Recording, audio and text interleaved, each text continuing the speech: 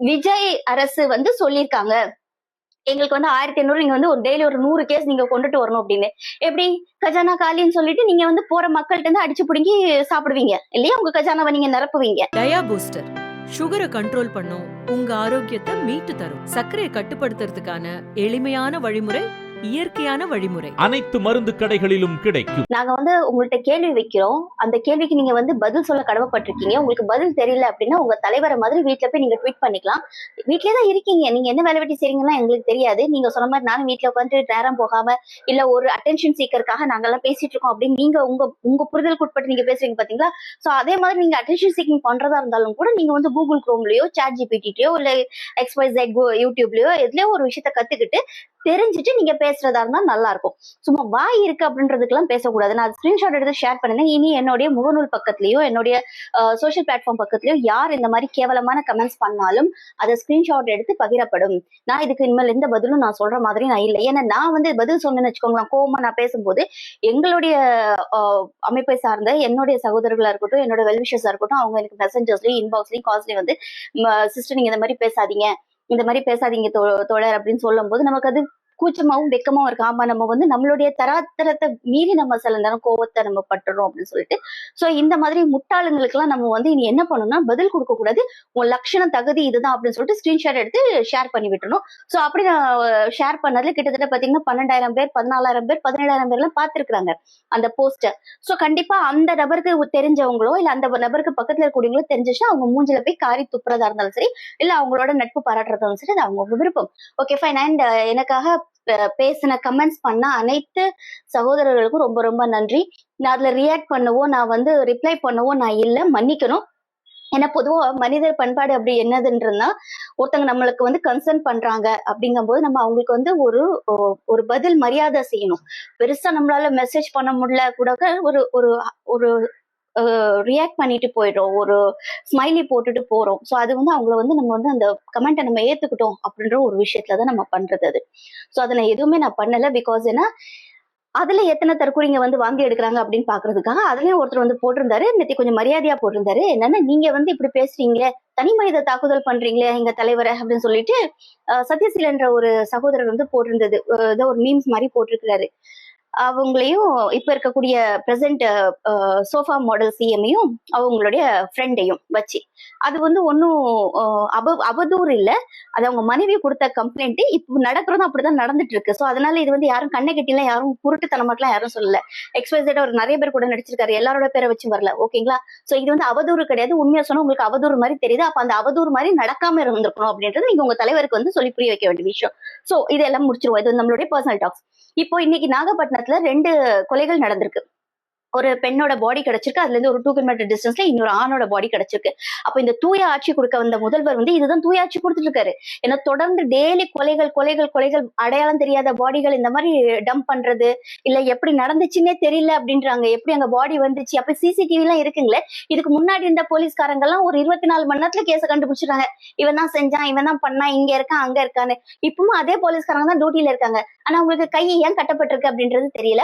So இது வந்து முழுக்க முழுக்க இந்த அரசோடைய தோல்வியே காரணம் அப்படின்னு நாங்க சொல்றோம். நான் சொல்றேன் இந்த அரசோட தோல்வியே காரணம். ஏன் அப்படின்னா இன்னைக்கு இது நடந்திருக்கு. அன்னைக்கு வந்து தூத்துக்குடியில ஒரு ஒரு பாடி எரிக்கப்பட்ட நெல்லுல கிடைச்சிருக்கு. அதுக்கு முன்னாடி ஒரு 2 பாடி எரிக்கப்பட்ட நெல்லுல கிடைச்சிருக்கு. ஒரு பையனோட மர்டர் நடந்திருக்கு. இது 4 நாள் தொடர்ந்து நடக்கக்கூடிய செய்திகள். அப்ப இத பத்தி உங்களுக்கு வாய் பேசுறதுக்கு எந்த விஷயமே உங்களுக்கு கிடையாது. இதுக்கு நீங்க பதில் சொல்லுங்க சார். இன்னைக்கு சென்னையில வந்து இந்த லாரி அந்த ஓவர்லோட் கொண்டு வருவாங்க, அந்த லாரிஸ் எல்லாமே வந்து பிடிச்சி 1500 ஸ்பாட் ஃபைன் வாங்கியிருக்காங்க. அதுவும் வந்துட்டு இருக்கு. அப்ப இவங்க கிட்ட லைசன்ஸ் இருக்கு, எல்லாமே இருக்கு. ஆனா இவங்க கிட்ட இருந்து ஸ்பாட் ஃபைன் வாங்கணும்னு சொல்லிட்டு இந்த அரசு சொல்லியிருக்குன்னு சொல்றாங்க. போலீஸ்காரர் சொல்லியிருக்காரு, இந்த அரசு விஜய் அரசு வந்து சொல்லியிருக்காங்க எங்களுக்கு வந்து 1500 நீங்க வந்து ஒரு டெய்லி ஒரு 100 கேஸ் நீங்க கொண்டுட்டு வரணும் அப்படின்னு. எப்படி கஜானா காலின்னு சொல்லிட்டு நீங்க வந்து போற மக்கள்கிட்ட இருந்து அடிச்சு புடுங்கி சாப்பிடுவீங்க இல்லையா? உங்க கஜானாவை நீங்க நிரப்புவீங்க. அப்போ இந்த மக்கள் அன்றாட வேலை செய்யக்கூடியவங்க, அந்த லாரி ஓட்டிட்டு வர்றது எவ்வளவு சிரமமான விஷயம். ஒரு அவங்க உயிரை பணையம் வச்சு அவ்வளவு தூரத்துக்கு அவங்க வர்றாங்க. அவங்க கிட்ட இருந்து 1500 ஒரு டோல்கேட்ல மனசாட்சியை நம்ம பிடிக்கிறீங்களே, இதெல்லாம் வந்து நியாயமா? இதெல்லாம் ஒரு அரசனுக்கு அழகா? அப்ப இங்கெல்லாம் உங்களெல்லாம் நாங்க புலிகேசி அரசுன்னு சொல்றதும் சரி, இல்ல வந்து இந்த மாதிரி வந்து ஒரு டம்மி பீஸ் அரசுன்னு சொல்றதும் சரி கரெக்டா தானே இருக்கு. உங்களுக்கு ஒரு அரசு நடத்தவே தெரியல. நீங்க மக்களை சாகடிச்சு மக்களுக்காக நீங்க வந்து அரசாங்கம் நடத்துறீங்களா? கேட்போம். நீங்க இலவசம்லாம் கொடுக்க வேணாங்க. நீங்க ரொம்ப தூய ஆட்சி நடத்துறீங்கன்றது தெரிஞ்சு போச்சு. உங்க லட்சணம் என்னன்றது எங்களுக்கு நல்லாவே தெரியுது. அப்ப இந்த தூய ஆட்சியோட லட்சணம் இத்தனை கொலைகள், இன்னைக்கு வரைக்கும் தலைவர் முதல்வர் அவர் வந்து வாயை திறக்காம இருக்கிறது, வீட்டுக்கு போய் ட்வீட் பண்றது, இதெல்லாம் வச்சுக்காதீங்க. எங்களுக்கு நீங்க பதில் சொல்ற கடமைப்பட்டிருக்கீங்க. உனக்கு என்ன பதில் சொல்றோம் எங்க விஜய் அண்ணா? உங்க விஜய் அண்ணா இப்ப உங்க விஜய் நொன்னா இல்ல. உங்க விஜய் நொன்னா இப்ப வந்து ஆக்டர் கிடையாது. அவர் வந்து முதல்வர்னா அவர் பதில் சொல்லிதான் ஆகணும். ஒரு மனுஷன் கேள்வி கேட்டாலும் அதுக்கு பதில் சொல்லிதான் ஆகணும். நீ யாரு கேள்வி கேட்கறதுக்குலாம் எந்த நாய் பேசுறதுக்கு இங்க வந்து தகுதி கிடையாது. புரியுதுங்களா? அப்ப முதல்ல அரசியல் வந்து அரசியலா பேசுறீங்க, நாங்களும் அரசியலா பேசுவோம்.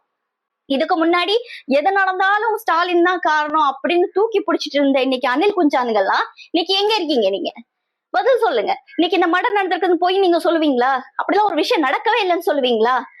என்ன சொல்ல போறீங்க? இல்ல இந்த டோல்கேட்ல 1500 ரூபாய் வாங்குறது இல்லைன்னு சொல்ல போறீங்களா? இதெல்லாம் வந்து இவங்க சதின்னு சொல்ல போறீங்களா? அதை ப்ரூஃப் பண்ணுங்க.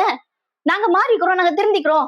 இந்த டோல்கேட்ல இந்த இத்தனை லாரி டிரைவர்ஸ் வந்து எடுத்து வீடியோப்பா அத்தனையும் போய்ப்பா எல்லாரும் திமுகவோட பிரதிநிதிகள், எல்லாரும் திமுக மெம்பர்ஸா இருக்காங்க.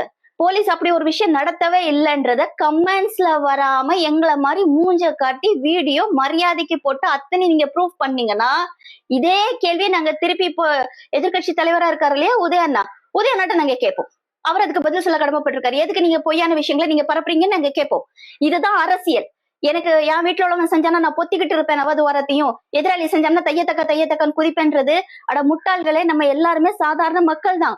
இங்க பாதிக்கப்படுறது நானும் நீயும் தான். அரசியல்ல இருக்கக்கூடியவங்க, அரியாசனையில இருக்கக்கூடியவங்களுக்கு எந்த பிரச்சனையும் கிடையாது. இன்னைக்கு மினிஸ்டரா இருக்காங்கன்னா எல்லாருக்கும் பெட்டி வருது, எல்லாருக்கும் சம்பளம் வருது மாசமானா. அப்ப இவங்க எல்லாம் ரொம்ப சேஃபர் ஜோன்ல இருக்காங்க. இங்க நான் கத்துறேன்னா எனக்காக நான் கத்திட்டு இருக்கேன், என் குழந்தையோட எதிர்காலத்துக்காக நான் கத்திட்டு இருக்கேன், என்ன அக்கம் பக்கத்துல இருக்கவங்களுக்காக நான் கத்திட்டு இருக்கேன், உனக்காகவும் சேர்த்துதான் நாங்க கத்திட்டு இருக்கோம். நீ அரசியல் பேசுறியா? நீ ஒழுங்கா அரசியல் பேசு. நீ பேசுறியா? உன்னோட விஷயத்துல நியாயம் இருக்கியா? ஒரு தனி மனிதனை தூக்கி பிடிக்காதீங்க. எப்பவுமே ஒரு தனி நபரை தூக்கி பிடிக்காதீங்க. அந்த தனிநபர் என்னைக்கு வேணாலும் மனுஷன் தான், எப்படி வேணாலும் மாறலாம்.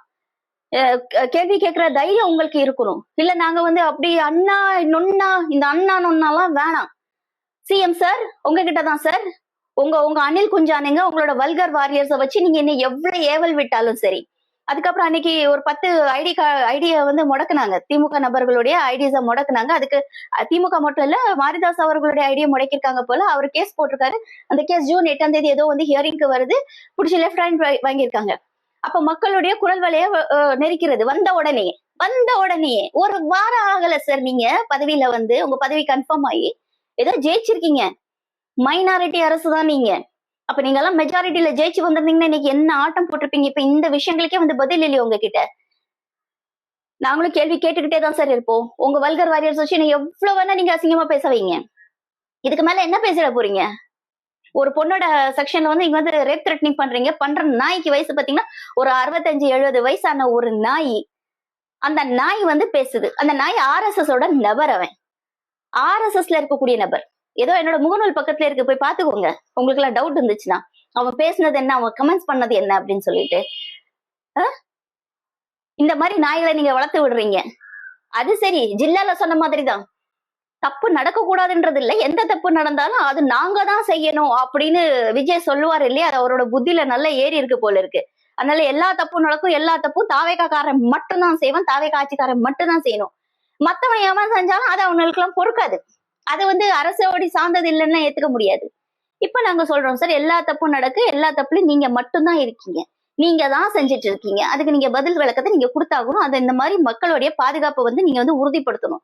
இந்த மாதிரி பகல் கொள்ளை அடிக்கிறது, கட்ட பஞ்சாயத்து பண்றது, எவனோ மாஃபியா வச்சு எவனையும் எங்கேயோ வந்து அடிச்சுக்கிட்டு பாடியை தூக்கி போடுறது, CCTV ஒண்ணு கூட இல்லாம போயிடுச்சு.